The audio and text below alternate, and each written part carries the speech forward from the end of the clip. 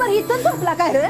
उठ आता राजा, आज झोपाय काय होतं रे तुला? अगं तायडे, बाहेर झोपायला भारी वाटते बघ. अगं आज झोपला काय आणि बाहेर झोपला काय? आपला कुठं असं राजवाडा आहे? अण्णा, तुम्ही ज्याला राजवाडा म्हणताय ना, ते आपल्यासाठी मंदिरापेक्षा कमी नाही.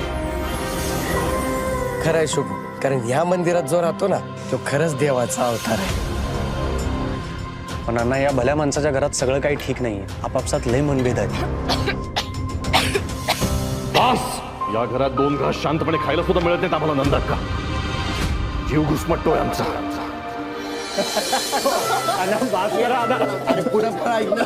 हळू. पाणी घे. आज संध्याकाळी VC साहेबांबरोबर मीटिंग फिक्स करा आमची. देवी,